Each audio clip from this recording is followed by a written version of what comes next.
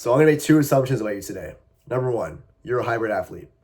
You're somebody who wants to run fast, but also look good at the same time. And if that's the case, then I share that same philosophy on this channel. So if you just bring it in here, we got one thing in common. That's great to hear.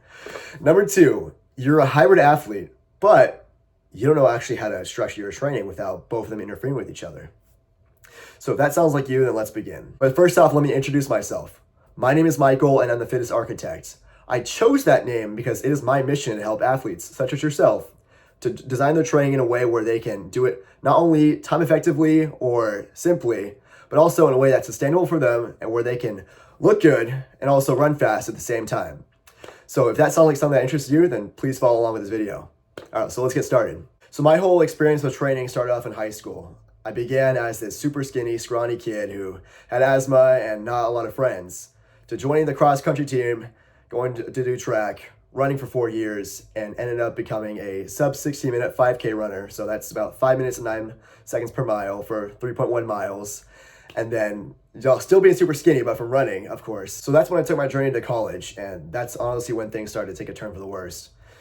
I ended up, at that point, I was running for about 5 years, so I felt burned out. I was this skinny kid all my life, so I had a bunch of self-confidence and self-image issues.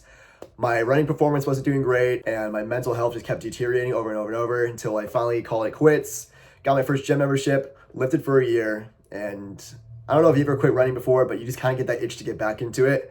So around that time, I was getting the itch to get back into competing. I was like, oh, I can run fast again, but at the same time, I didn't want to make the same mistake as I did before, and then I ended up doing a triathlon instead of a normal running race. So if you don't know what a triathlon is, that's just a race that involves swimming, biking, and running. And I trained for that, and on top of that, I was also weightlifting at the time. And that's kind of when I was introduced to this whole hybrid athlete term, and that's what really spoke my interest. I never felt so strong before, I never looked so good before, and I never performed so well. And I didn't think you can have all three. I didn't think that you can have the best of both worlds. So that was my introduction to the whole key principle of hybrid athlete training. And ever since then, that's been the philosophy that's carried me to make this YouTube channel to spread that message. All right, so now we have all introductions out the way. Let's move on to actually how to structure your training. So if you're anything like me, a basic college student with a girlfriend who would absolutely kill him if he were to lose any muscle in his biceps or his abs, this is for you. This is gonna help you. This is what I do.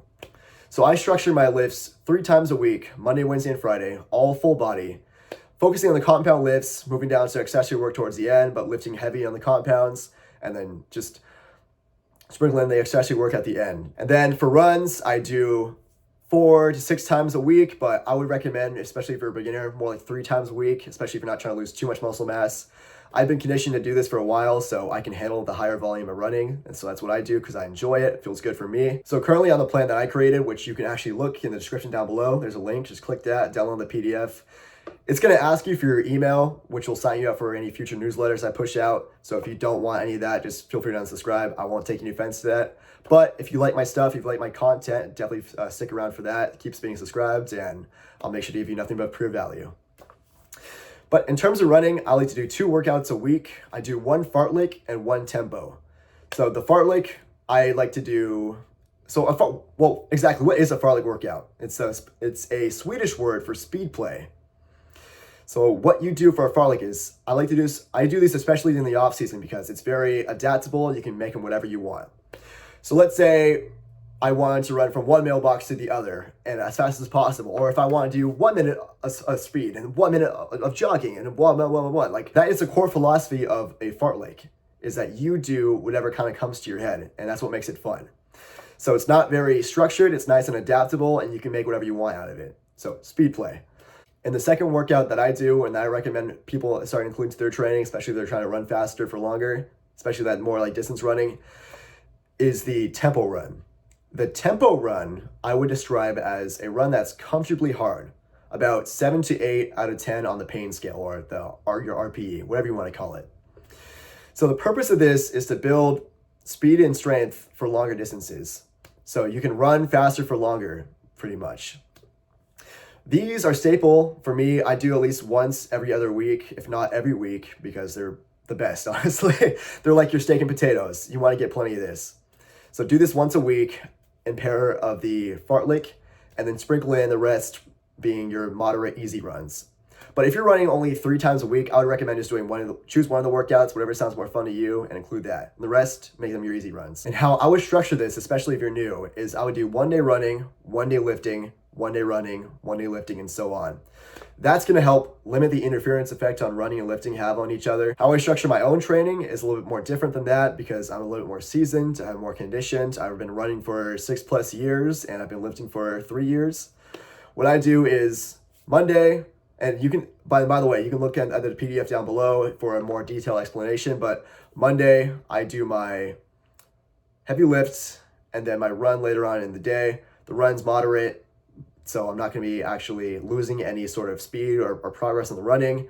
I'm going to do some strides at the end just to keep up some speed from the next day. Tuesday, that's my fartlek day, no lifting. Wednesday, that's my lift day. Again, no running this day, but this time it's optional whether I want to do some cardio or not. So if I am going to run, it's going to be either biking or elliptical or swimming or something like that, just to make sure the blood's still moving, but I'm not getting any of the impact from running. Thursday, that's going to be my tempo day, no lifting.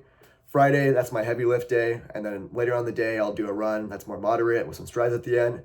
Saturday, totally optional day, either active recovery or running. And finally, Sunday, that's my long run day where I go from anywhere from like 60 to 90 minutes.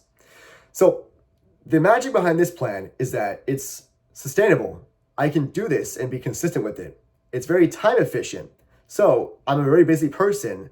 So if I need to shorten my workout, I can. Well, I don't need it. Well, actually, the point is I don't need to shorten my workouts because the lifts are like 45 minutes each. 45 to 60 minutes as long as I don't talk to anyone, which I have a knack to do so. So my lifts do get a little bit longer than I like to sometimes, but that's besides the point.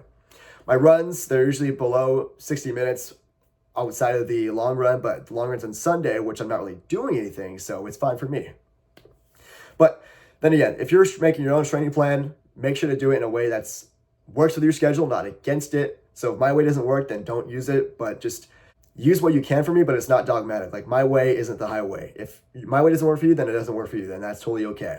So now that we talked about structuring your training, let's talk about recovery. Now that's equally important, if not even more, because recovery is where all their gains are made. That's where you're going to be able to keep your muscle mass and to keep your speed. So listen closely. Sleep. 7 to 9 hours a night. I break this rule all the time, but I'm getting a lot better. I'm at 6 to 7 hours right now, but I'm slowly and surely improving. Pro tip number 2 is just to make sure you're having enough recovery days. You know, hybrid athlete training is not just about like, oh, I need to work as hard as possible. I need to lift 7 times a week and to just run 7 times a week, and then I'm a proper hybrid athlete. Like, no, it doesn't work like that. As long as you have a combination of running and lifting, or running or just any kind of cardio with your lifting, then you're a hybrid athlete. Because in the end, no one cares if you work 7 days a week. They care about the results that you get, not the work that you put into there. But again, if you're looking for a specific workout plan, click the link down below. It's going to ask you for your email. Subscribe if you want to, but if you want to unsubscribe anytime, totally fine. Won't get offended. Just keep training away that's sustainable for you. If running 3 times a week isn't exactly practical for you, then maybe shorten to 1 and work your way up over time. In the gym, if 3 is too little for you, increase that. Just use my knowledge as a guide, as a basis. Try it out. If it doesn't work for you, fair enough. You know your body better than anyone else does, and don't let anyone else tell you otherwise. So train smart, recover hard, and have a great day. Thank you.